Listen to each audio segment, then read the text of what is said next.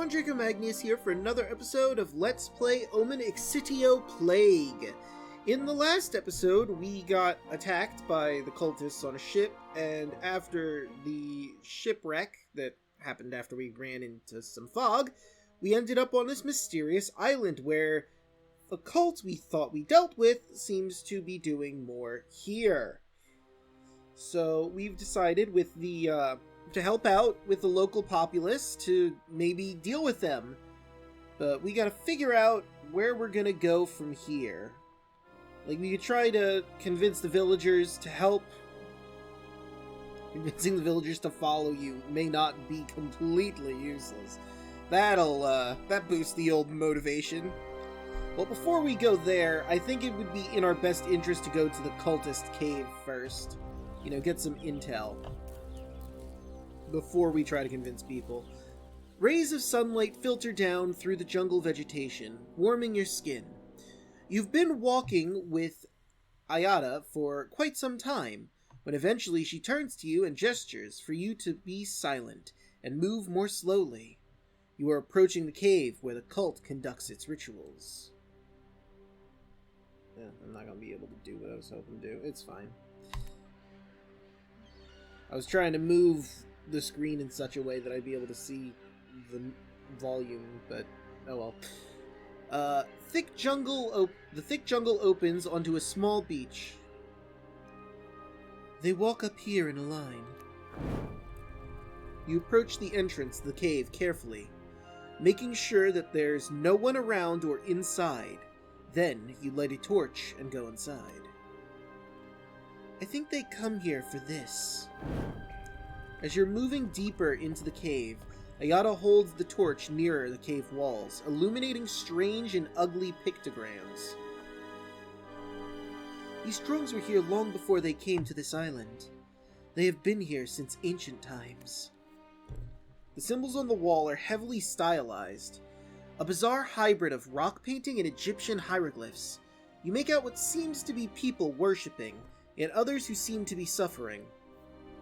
All around these figures are unspeakable and terrible creatures, dark horrors with such bizarre shapes that they seem to change as you look at them. In various points, you recognize the now familiar eye symbol.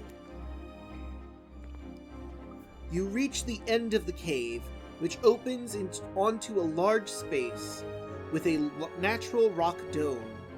The drawings all lead to the far end, where you see a much larger picture. It looks like an altar surrounded by men, wearing what you recognize as a stylized version of the cult's masks and kilts. In the center, there is something which emerges from what looks like a well. Ah yes, classical tentacle monster. And it looks like there's an eye in the center of the pit there. That's neat. So, clearly it must be a beholder. Actually, no, it can't be a beholder. There'd be eyes at the end of each tentacle. It is a mass of black, but you manage to distinguish something. Perhaps an eye in the center of the mass? And these protrusions, like black tentacles, reaching up into the sky toward what looks like the representation of a comet. Then you notice another detail. Caught up in the tentacles, there's a human figure, screaming, his face horribly contorted in pain. I'm amazed you can see that because it's like a stick figure, but I'll trust you. In addition to the pictographs, there are inscriptions written in a strange, incomprehensible alphabet, of which it is hard to understand what exactly constitutes a letter or a word. No one really understands that language. What do you think it means? Explore. What do you think it means? I have thought about it, and I think it's a prophecy of some kind, whereas the inscriptions could be either a story or a prayer, but the drawings seem to depict a ritual, which is supposed to awaken something terrible. Somehow there's a comet involved, too. It's a sacrifice, you think, but you don't say anything. The images show passing of a comet. Your mysterious friend warned you about an approaching comet in his last message. Oh shit, that's right, he did. Returning to the tropical forest, you are pensive and silent. What you saw in the cave left you with a deep sense of anxiety. You can't seem to shake off. You've seen similar things in your nightmares. Ayada must have noticed the sense of your oppression. Yeah, no, that was right. Notice the sense of oppression that lingers around you. Do you think this cave could figure into your plan? You remember now that this was the original reason why you came to the cave, and you consider it now carefully.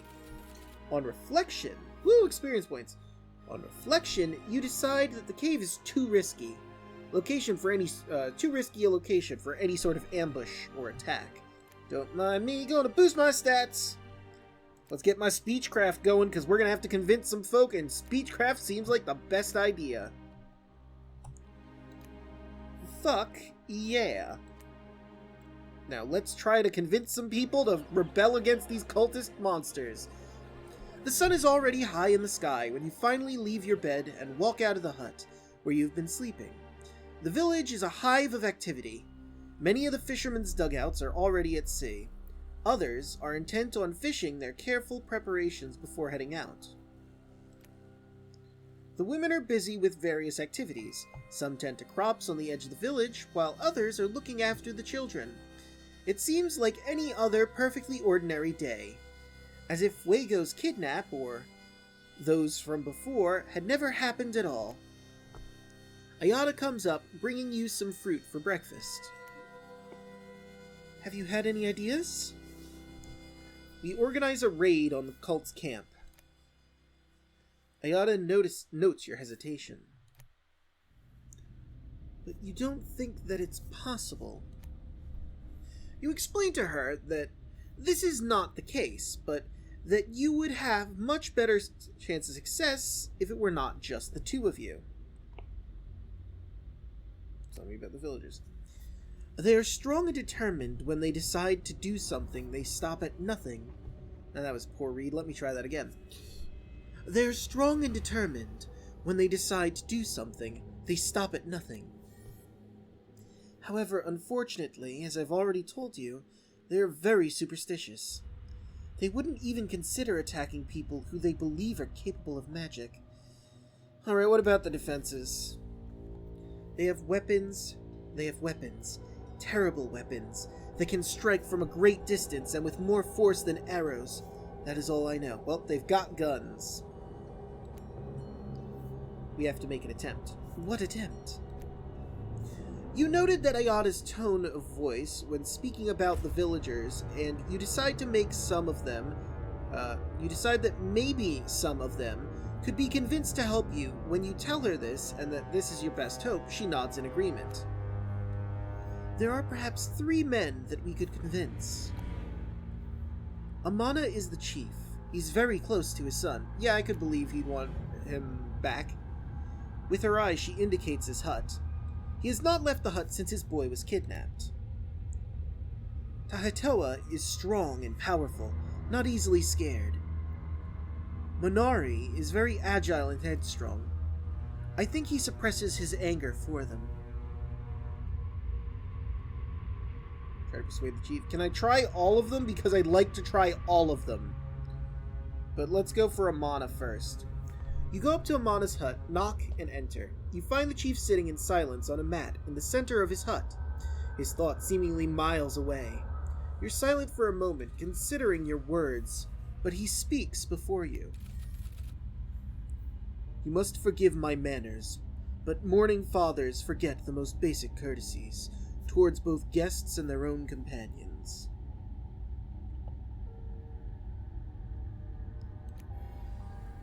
I can understand your pain, Amana, but you are a strong and wise man. You should not be mourning yet. I know the cult, and they have no magical powers. However, I also know the danger that your boy Fuego faces, and I have no intention of leaving him in their hands. I'm going to rescue him. You pause for a few moments, then turn to leave the hut. You've only taken a couple steps when you hear Amana's voice. Yeah, father's help. You will not go alone. Tell me your plan, and I will come with you. Next is Toa. Ayada shows you which hut is Tahitoa. He has not yet left the hut to go fishing. Recently, however, Tahitoa has not been fishing much at all, because he's been looking after his brother Inata. His brother is bedridden because of a fishing accident. As soon as you enter the hut, you are reprimanded by Tahitoa. What are you doing? Can't you see there's a sick person in here? Get out! Well, it's a good thing I'm a fucking doctor then, isn't it? Bam! When you approach Inata, his protective brother starts to protest, but Ayada stops him and calms him down. Examining the abrasion, you can see it's not very serious, but also that it has not been cleaned properly at all. You patiently explain that you will have to treat the wound, and that, although it will be painful, it will heal more quickly. Tahitoa is watching you treating his brother, and he seems impressed. You clean and dress the wound with great care. He may have a light fever over the next few hours, but in a day or two, he will be fine. You look over to see Tahitoa smiling happily. While you were treating his brother, Ayada told him about your plan. The warrior's help. You have helped Inata. I am with you! And lastly, Manuari.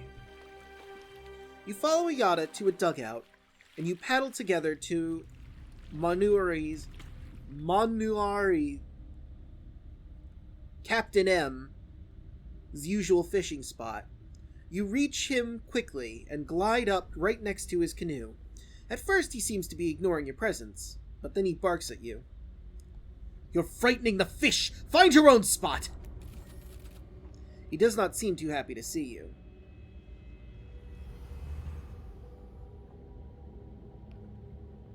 Let me just check my stats really quick. Wait, I'm at 60 already? Well then, I'm going to buff my observation to help me with this roll I'm about to make. Ha ha ha ha ha! And I want to clear this out real quick. Others help, warriors help. Move on to here. Watch.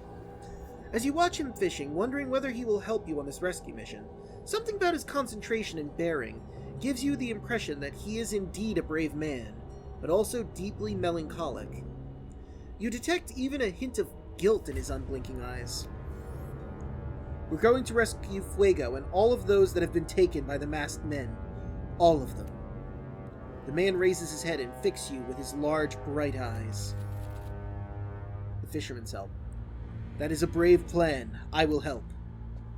When you return to your hut after approaching and spoken to the 3 men suggested by Ayada, the sun is falling fast towards the horizon, over the great expanse of the ocean. I was afraid that no one would come with us. Jake, there is hope, however. Fear has not completely taken over this village. Despite the great risk you face, you are reassured by the fact that you have allies from the village. There will be 5 of you involved in the rescue attempt.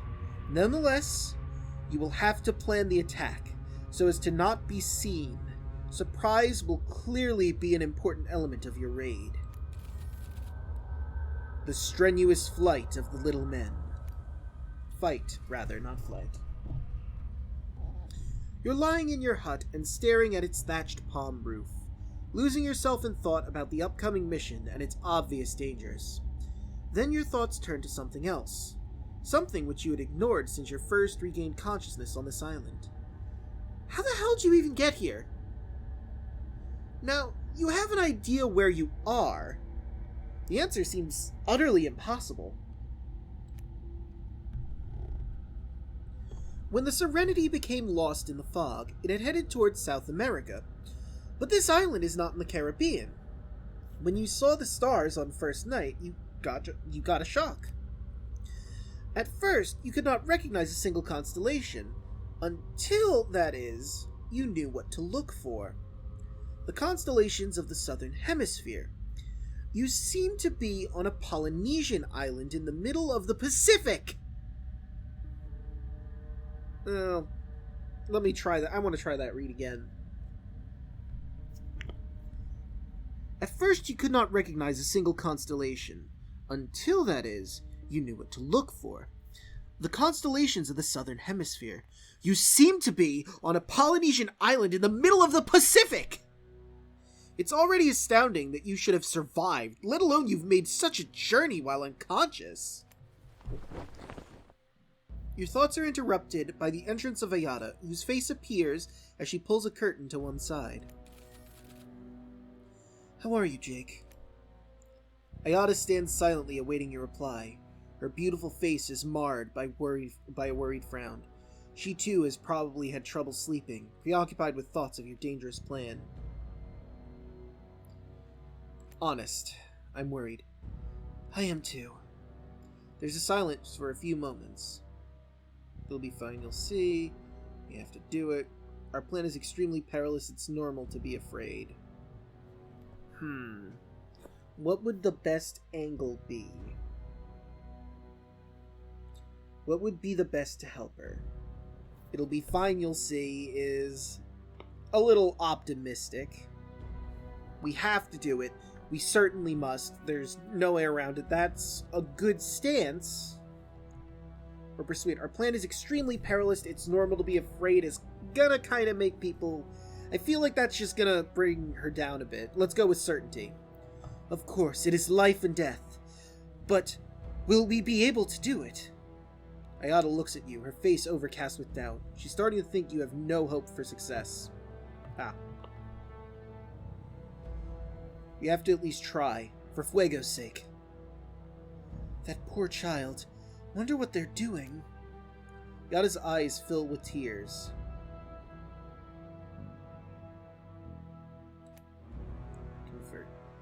Oh wait, let me go back.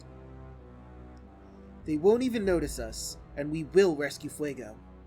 I really hope so, Jake. Okay, we're not quite there yet. My next one is going to be agility, I think.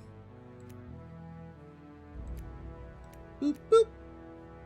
I should probably stop doing that, and I gotta do this. Ayada says goodnight and leaves your hut. You watch her as she leaves. At her face... Fumble. You watch her as she leaves, at her face and her movement. You are unable to ally her fears, but she nonetheless seems to trust you. She's a strong woman, and you are quite sure that she will do whatever is necessary for your mission to succeed. Oh. Well, shit. I tried. I didn't know how to go about that. The darkness of the forest is only broken by the moonlight. When there are gaps in the trees, and when there are, you look up to see the heavens full of stars, far more than in the northern hemisphere. Yada's leading the way with a determined stride. Behind you are the men who you successfully recruited. You were successful in recruiting for this mission. All follow cautiously in total silence. You come to an outcropping which juts over the cult campsite, and stop to observe the situation. Everything is silent. The camp is asleep. They know the superstitious nature of the islanders. They assume that they do not need to that they do not need fortifications or surveillance. Idiots. You start walking down the narrow path that leads to the beach. The biggest of the wood and corrugated iron buildings is in the center of the camp. You suspect that that is where they are keeping Fuego and the other kidnapped villagers. You quickly reach the camp, and have no problem getting close to the central hut. However, when you get there, you see it is guarded by a heavily built man. He has large muscles and thighs like tree trunks. Every so often, he gets up, circles the building, then sits back down again. His presence confirms your initial guess that this is where they're keeping the prisoner. Ask OMoMaH to help you find the right moment to slip inside. Ask Tahauta to face the guard in combat. Take out. Ask Minuri to neutralize the guard using stealth. I think stealth would be the best way. Minuri pounces on the guard. The guard throws a punch at Minuri, but Minuri swerves it and ducks behind him. The guard doesn't even know where he is when Minuri comes back at him with a succession of rapid punches to the back of his head. Together you drag the guard's unconscious body into a shadow and enter the building. Heck yeah, stealth for the win! Inside the building is mostly bare. There are some shelves, the walls full of objects and containers. An object there immediately strikes your attention. It looks like a syringe, but not like any syringe you've ever seen. You pick it up and hold it in the light. Yes, it really is a syringe, but it has more than one needle. It has a brass mounting with 4 tiny needles arranged in the shape that you recognize immediately. An injection with this instrument would certainly leave the strange marks that you saw on the backs of the heads of the sick in Zanzibar. You shiver involuntarily at the memory, and put the strange syringe in your pocket. You return to look around. At the far end of the room there are several camp beds, but they are all empty.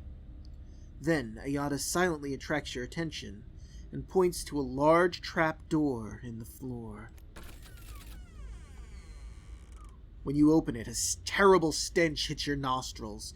Straight away you recognize that sickeningly sweet smell and... that sickeningly sweet and nauseous smell. It is the smell of illness and death. You take a lantern from one of the shelves and go through the trapdoor, and down the ladder below it. Ask Tahitoa to stand guard. The big Polynesian man goes over to stand confidently near the door. You can count on me. You descend the few steps with some difficulty, and find yourself in an underground room. It is at least as wide as the building, if not more. The smell is now unbearable. There are several men and women. Shining the light from the lantern towards them, you see that they are the missing villagers. Many of them are covered head to toe with sores typical of the disease you saw in Zanzibar. So that is what the cult is doing. Infecting these people, using them as guinea pigs? A small figure steps forward from this horrific scene. Amana lets out a muffled cry. It's Fuego! He's no longer the cheeky, sprightly boy that you've come to know.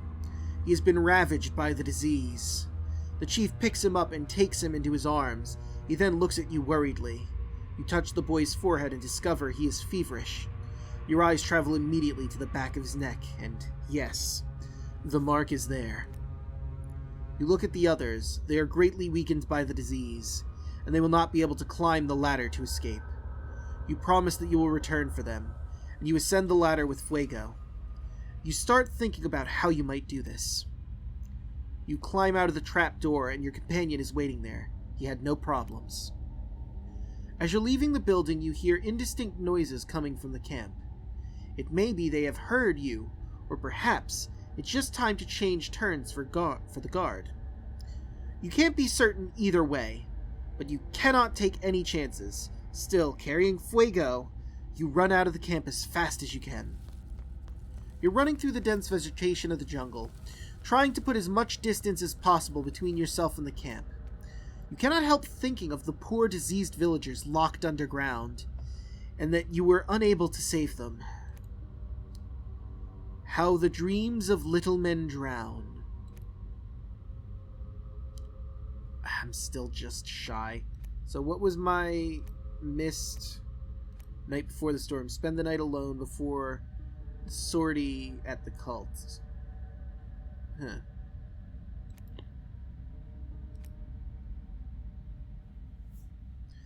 When at last you get back to the village, Dawn's first light is turning.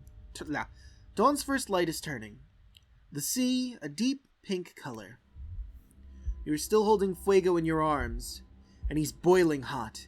He hasn't said a word since you left the cult's campsite. Ayada looks at him now, with growing anxiety.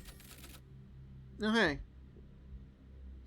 You feel something sharp in your thigh. You put your hand to your pocket and can feel small, sharp shards of glass. The syringe broke during your escape. It's now useless, so you throw it away. Well, that sucks. All of a sudden, Fuego starts convulsing in your arms. He's having a seizure. You take him inside the hut, which by now you think of as yours. You lay him on the bed.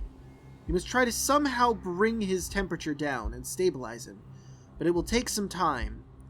and you know that very soon the cult will already be on their way. Huzzah! Protector of the children. After nearly an hour of trying, you finally succeed in bringing down Fuego's temperature. Now he's sleeping calmly, but you cannot be sure whether you have done enough. Amana's at the door of the hut, watching you with serious and passive eyes. We have no real way to defend ourselves from those men. We have to leave now. You agree with Ayada. She tells you there's a small island a few hours away by canoe, where you could go to hide. She says that she had proposed the idea to the other villagers several times, but nobody would listen. Perhaps the current situation in which you have inadvertently created might convince them. We should organize. It's not fair to just leave with Ayada and Fuego. There are pierogies on the northern beach. There should be enough for everyone. Without knowing our route, it will take many days for them to find us. There's not much choice. I mean, I've got speechcraft. Let me... Listen, everyone! They, the Ratu, are on their way to attack the village. This time, they are not coming to take a person, but to kill us all!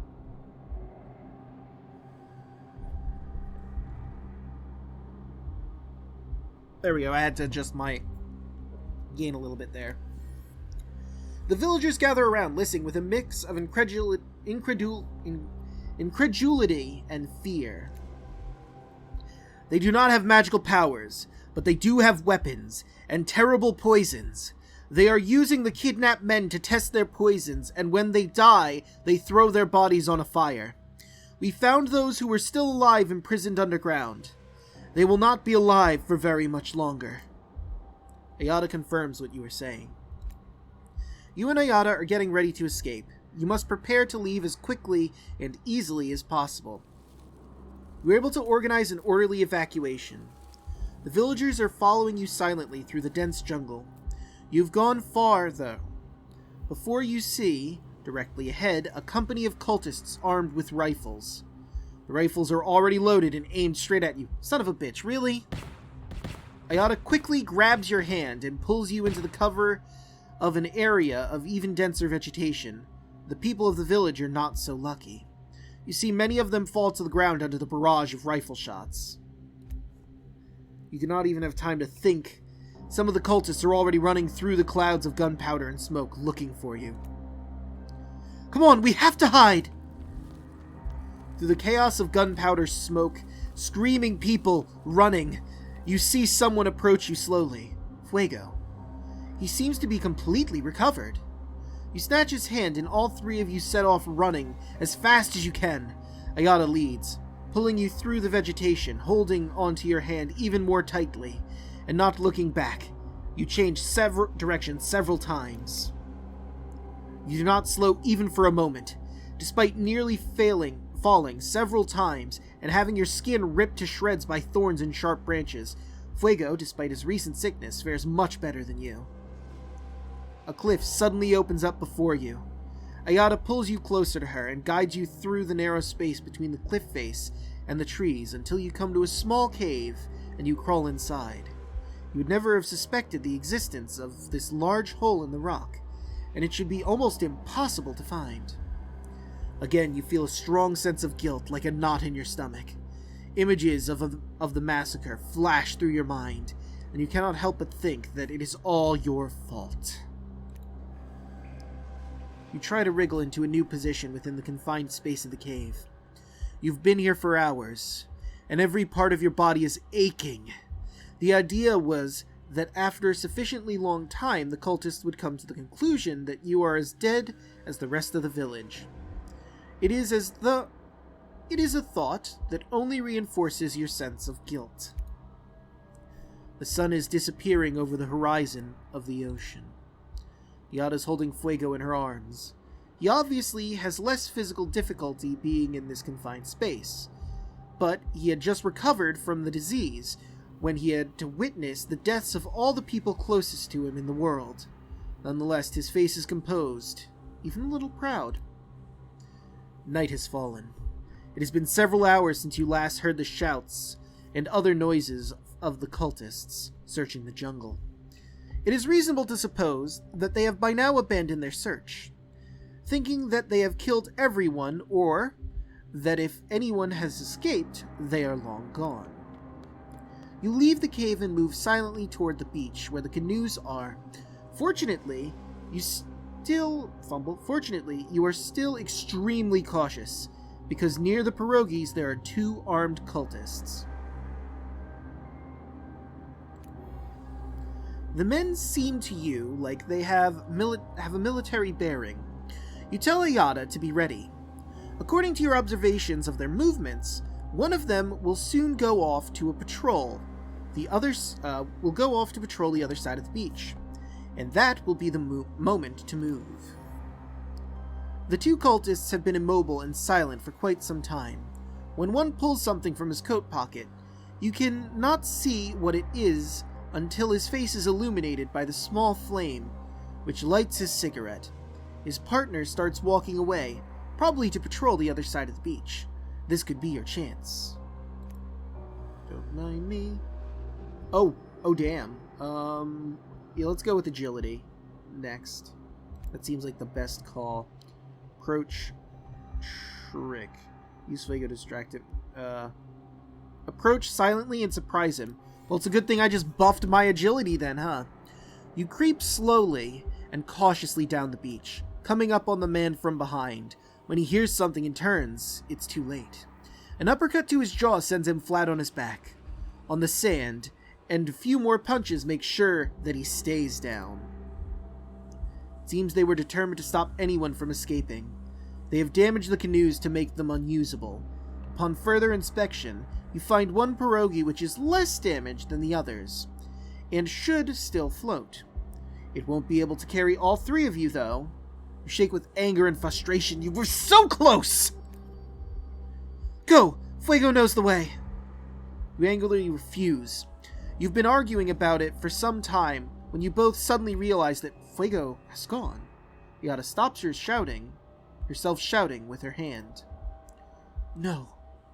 You look for him in vain. That brave, stubborn boy made the difficult decision for you. You keep looking for him until the sky begins to brighten. Despite your suffering, you can't let his sacrifice be in vain.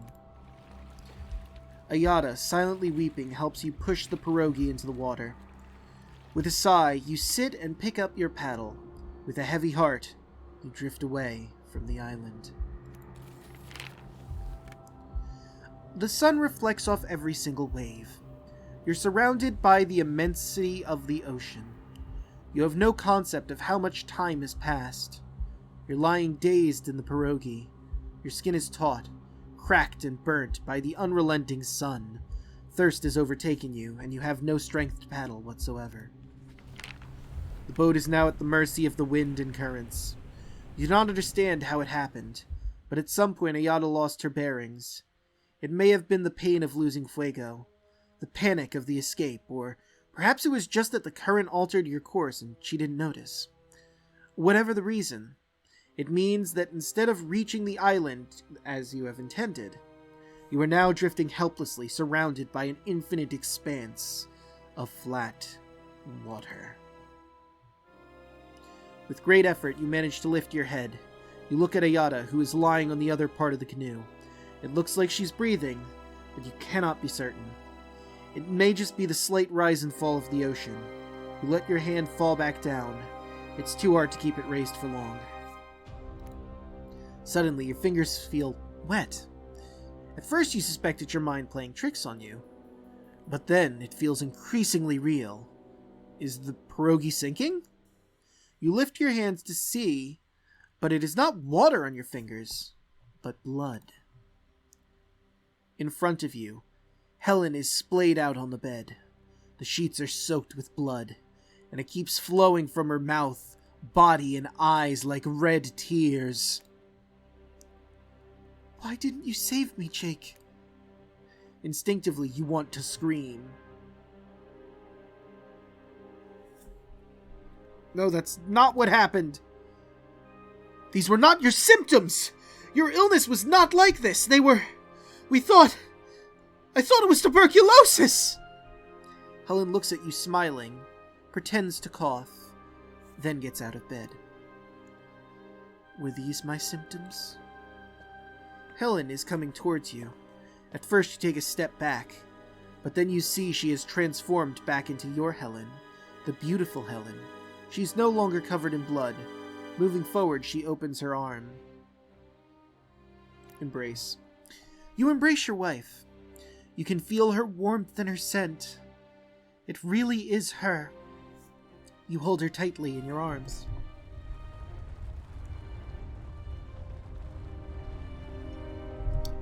A sound, starting low, begins to rise up. You catch movements out of the corner of your eyes, as if something is crawling inside the walls of your bedroom. The movement seems to grow, and now the walls are pulsing slowly, as if something living is pushing on them from behind. But with that, I think we're going to end this episode here. In the next one, we'll see what the fuck this mess is about. See you guys then.